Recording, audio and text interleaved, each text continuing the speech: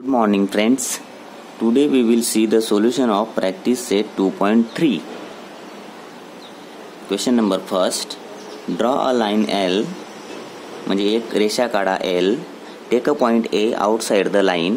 रेषेच्या वरती म्हणजे रेषेच्या बाजूला वरती खाली कुठेही आउटसाइडला एक पॉइंट घ्यायचा A म्हणून. And through that point A draw a line parallel to line L. आणि त्या ज्या A बिंदूवरून तुम्हाला जी आधीची रेषा काढली होती L तिला पॅरलल तिला समांतर एक रेषा आपल्याला काढायची आहे. ओके. सर्वात आधी मी एक पट्टीच्या सहाय्याने एक रेषा काढून घेऊ L. बरोबर की नाही.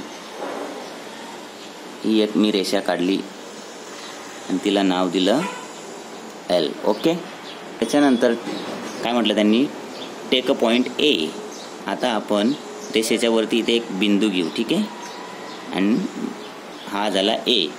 Take a point outside the line म्हणजे रेषेच्या वरती किंवा कुठेही तुम्ही घेऊ शकता. A पॉइंट घ्यायचा आणि या रेषेमधून आपल्याला एक रेषा जाणारी एक रेषा काढायची आहे जी या आधीच्या रेषेला पॅरलल असेल, समांतर असेल. ठीक आहे.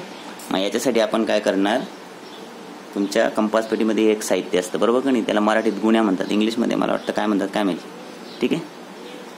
तर त्याच्या साहाय्याने आपण त्याला काय करू, याला परपेंडिक्युलर काढू. काय काढू, एक लंब काढू. ठीक आहे. म्हणजे ही जी लाईन आहे ही एक इथं मॅच करायची आणि इथं मॅच करायची, म्हणजे हा एकदम 90 अंशाचा बरोबर हा 90 डिग्री होतो हा अँगल. ठीक आहे. म्हणजे हा लंब झाला. ओके. आणि आता आपण काय करणार, इथून जाणारी आपण सरळ एक रेषा आपल्याला काढावी लागेल.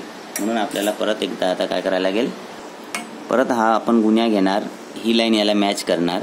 ठीक आहे. आणि याच्या साहाय्याने आपण एक अशी सरळ एक रेषा काढणार. ठीक आहे. जिला आपण इकडे पण एक्सटेंड करू शकतो. ठीक आहे. करा किंवा नाही करा काही फरक पडत नाही. ठीक आहे.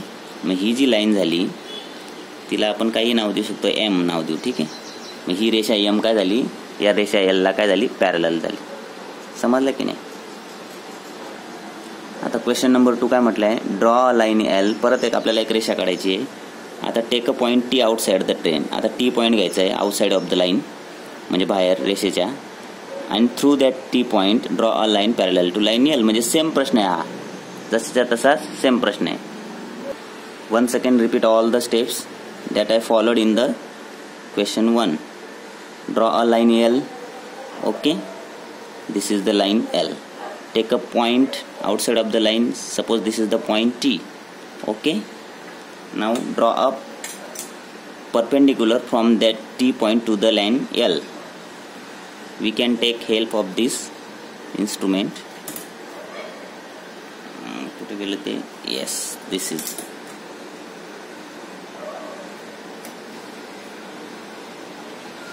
ही जी ना ही लाईन मॅच व्हायला पाहिजे, खालची रेषा L ला बरोबर मॅच व्हायला पाहिजे. आणि हा बरोबर पॉईंट जरा अलीकडे घ्यायचा म्हणजे तो पेन्सिल बरोबर आपल्याला त्याच्यावर ठेवता येतो. ठीक आहे. This is the perpendicular. Okay, 90 degree. Now take this another instrument.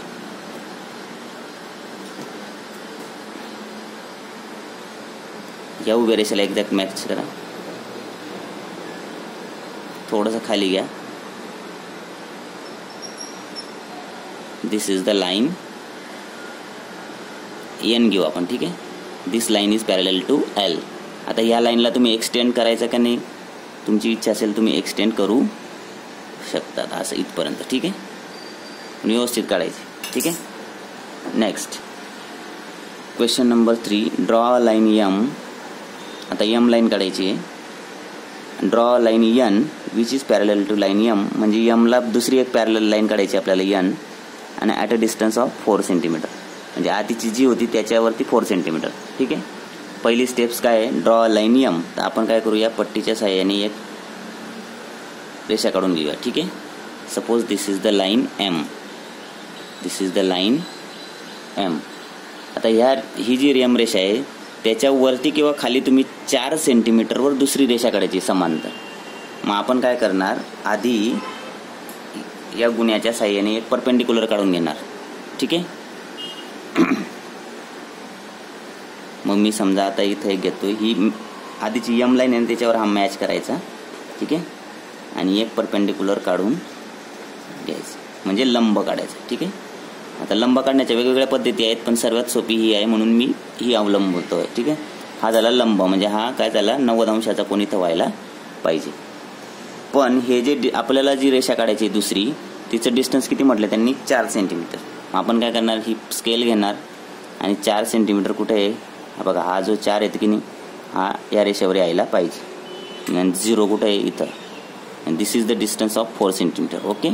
मग हा पॉईंट आपण याला पॉईंट काय देऊ, काहीतरी नाव देऊ आपण, टी देऊ. ठीक आहे. टी नाव देऊ. ठीक आहे. मग हा टी पॉईंटला, या टी पॉईंटवरून आपल्याला आता एक पॅरलल लाईन काढायची आहे. तर ज्या आधीच्या उदाहरणात आपण जशी काढली तशीच आपण आता इथं एक पॅरलल लाईन काढून घेऊ. ही जी एक परपेंडिक्युलर होता त्याला ही एक्झॅक्ट रेस मॅच व्हायला पाहिजे.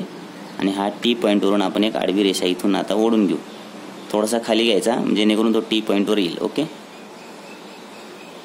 दिस इज द लाईन एन. दुसरी लाईनचं नाव काय सांगितलं त्यांनी, लाईन एन. मतलब line N is parallel to M and the distance between these two lines is 4 centimetre. आता या लाईनीला तुम्ही एक्सटेंड करू पण शकतात किंवा तसंच ठेवलं तरी चालेल. Okay. So for your sake I am extending it. Okay. So this is the line M. बस, दॅट्स इट.